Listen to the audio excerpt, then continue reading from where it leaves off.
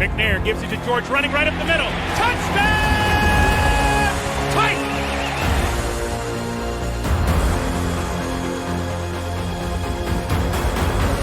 There are no flags on the field!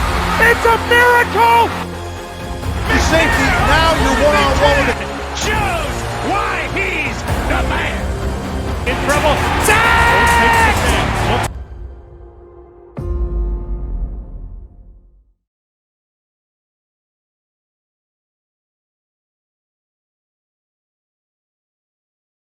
Ladies and gentlemen, it's Titan Nation. How's everyone doing?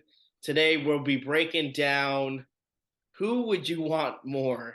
Would you want Derrick Carr, because obviously there's rumors on Derrick Carr and the Titans being interested, or do you want to keep with Tannenhill, which a lot of people apparently want to trade Tannenhill. They don't want Tannenhill. So we're gonna break it down with my buddy Mike. We're gonna do the pros and cons for Derrick Carr and the pros and cons for Ryan Tannehill. How you doing, Mike?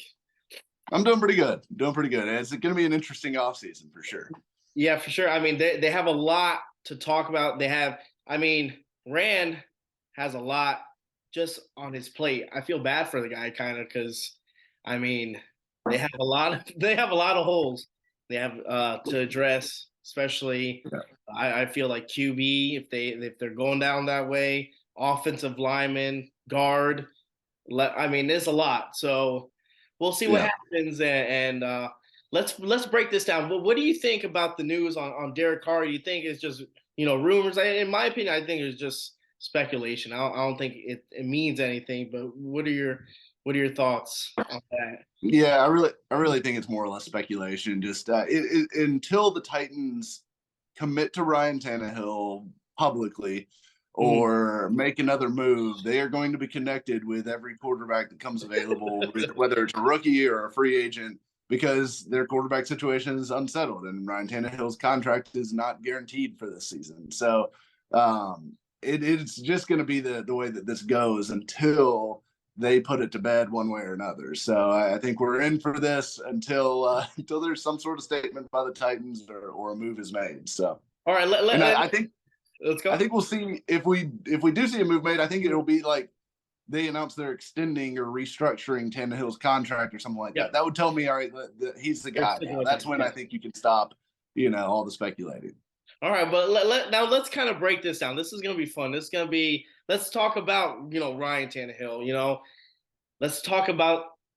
Should we do the pros first, or we should do the cons? I think everyone likes the cons first, but let's go with the pros. What are the pros with having Ryan Tannehill? What we've seen from him so far, I mean, I think there's a lot of good things with Tannehill. Like Tannehill's won a lot of football games with this team, a lot. It's so you kind of know what you're getting with him. He knows the coaching staff. He knows the team, right? All that. So there's some benefit there to be had. And look, I still think he's a good quarterback. I don't think he's a great quarterback by any means. He's certainly limited. But the other guys that we're going to be talking about here are pretty limited themselves for the most part. So for Tannehill, I think, I love his toughness. I love his arm strength, accuracy, all that. Those are all pluses. He's not a playmaker. His mobility was limited last year because of the ankle injuries, which, takes away something from his game. But when he is healthy, he is mobile enough. He's not mobile in the way that, some of these other quarterbacks are, but he is mobile. So yeah, I think there's definite positives to what Ryan Tannehill still brings to the table, even at 34, about to be 35 years old. I think. Yeah, going to 35. Like you said, I think also, what you said, familiar with the offense already, knowing the coach staff that already, building that momentum, building that chemistry with the players, the wide receivers that maybe he didn't get too much, obviously last year being injured and stuff, but still trying to build off that. It's always a plus to just see him, go with the wide receivers and get that chemistry. But like you said, being mobile, I mean, it's really hard for someone to kind of judge a quarterback, even Malik, even Tannehill, with what they had on the offensive line. Like it's kind of hard to judge that. And a lot of people talk about the regular season, like, hey, it doesn't matter what he does in the regular season, only matters what he does in the postseason.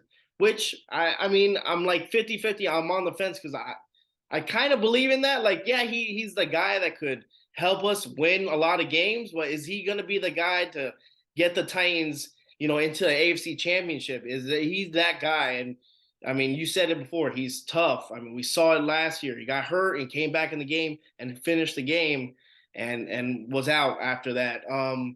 But playoffs, his playoff record, the stats for the playoffs are let's talk about the cons, are horrible. They're not good. Like, going into if you're the Titans and going with Ryan Tannehill into the playoffs, you're scratching your head. You don't know what you're gonna get. I mean, as far as you said it before, he's not really a playmaker. He needs those pieces put in front of him to succeed and do better. And I don't think he's that type of player that's gonna just go out there and ball out. Unfortunately, well, what do you think about what are the cons for him, man? I mean, I kind of hit him, but Yeah, I think you hit on him for the most part. I mean, I do think like his age is a little bit of a con at this point because like the ankle injuries. Look, I mean, if a guy falls on a 20-year-old's ankles like he was falling on last year, you're gonna have injuries. But of course, for a guy that has a pretty lengthy injury history, most of it pre-Tennessee, because he had been pretty much totally healthy up until this past season. Him being 35 years old is a little bit of a drawback. The mobility is going to start to decline, and so that stuff is gonna happen. He's not Tom Brady, so I don't think he's gonna be 45 years old and still out there slinging it. But the other thing is, yes, the playoff performances for sure, and I just think anytime you go in, and especially in the AFC, it might be a different story if this was an NFC team. But in the AFC, you're going to go into the playoffs and you're going to be outgunned at quarterback against all of your top competition if Ryan Tannehill is your quarterback. And that's not necessarily a slight at him. It's just reality. I mean, you've got stacked. It's just stacked. You've got Burrow, you've got Mahomes, you've got Allen, you've got, even some of these younger guys like Herbert and Lawrence coming up. You are going to be outgunned by all of those teams in the playoffs, and those are going to be the teams you're going to have to play. So you're never going to have a quarterback advantage in the AFC as long as Ryan Tannehill is your quarterback. Now, you could still win games with him in the regular season. He could still take you to the playoffs. I think that's good. I think that's worth something. And you never know. A team might go on a run or whatever. But it is a lot to overcome when your quarterback is not a great player. He's just a good player. And he's very reliant on the surrounding talent. Which the surrounding talent is terrible right now. They don't have a good offensive line. They don't have good wide receivers. They don't have good anything on offense. I mean, even Derrick Henry, he's going to be 30 years old next year. And, I thought clearly took a step back last year just from a, performance standpoint. So I think it's pretty clear that the Titans don't have the pieces to make Ryan Tannehill great. And so, where are you at that point? Yeah. So, I mean, we're at that point. And like I said, between free agency, the draft, what the Titans do, I mean, we'll see what happens if they try to give them those pieces. And even though, I mean, we looked at, and we can always do another video on the free agency and the wide receiver talent that's out there. I mean, doesn't look good either, it's like you're kind of stuck there. So, but let's move on to Derek Carr. Okay. Like I said, there's been speculation that the Titans have interest. Now, say we get Derek Carr. What's the difference between Derek Carr and Ryan Tannehill? I think I said it before. I mean, they're very similar. I think Ryan Tannehill is just a little bit more of a more mobile quarterback than Derek Carr. But let's go with the pros for Derek Carr, and then we'll go for the cons. Yeah, I mean, I like a lot of what Carr brings to the table. I think he's a pretty good quarterback. I think he's honestly, he's kind of in that just same tier as Tannehill that, he needs great parts around him. And frankly, even with great parts around him last year, he still struggled overall. I mean, their offense wasn't terrible. Their defense held them back a good bit, but he still wasn't great last season, even with Devontae Adams. And, they didn't have Waller and Renfro for a big chunk of the season, but they did have Josh Jacobs running the ball really well and a good offensive line. So I think Carr, I like the arm talent. He's got, he's got a good, powerful arm, accurate. I think he's been pretty consistent over the course of his career. As far as just being able to move the football, the Raiders have never really been a terrible offense with Carr under center, even though they've had some seasons where they've had bad offensive lines. They've certainly had bad seasons with weapons. So I think if you put him in a better situation, maybe you get better results out of him. But like we talked about, I don't know if this is the better situation.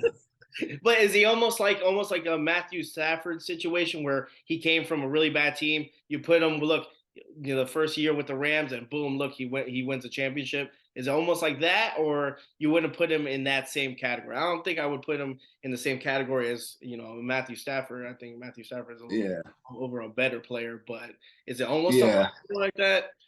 I mean, that's not a terrible comparison. I definitely think Stafford is more talented than Carr. But I mean, the Raiders have been a poorly run franchise for a really long time, and so you do wonder, could he be better somewhere else? So I think those are the pros. There's a little bit of mystery there. He's a talented quarterback from an arm strength standpoint, and look, I think he seems to be a good guy, good leader, all that stuff for the most part. I think he's a little sensitive on social media and stuff like that. And then his brother's going to go, fight his battles for him on ESPN. So you've got that whole element to deal with as well. I think he's mostly a plus as a off the field guy too. Okay. What about the cons? What do you see where he lacks, of? He's not mobile. He's got a little bit of mobility. He can move around some, but he's certainly not gonna.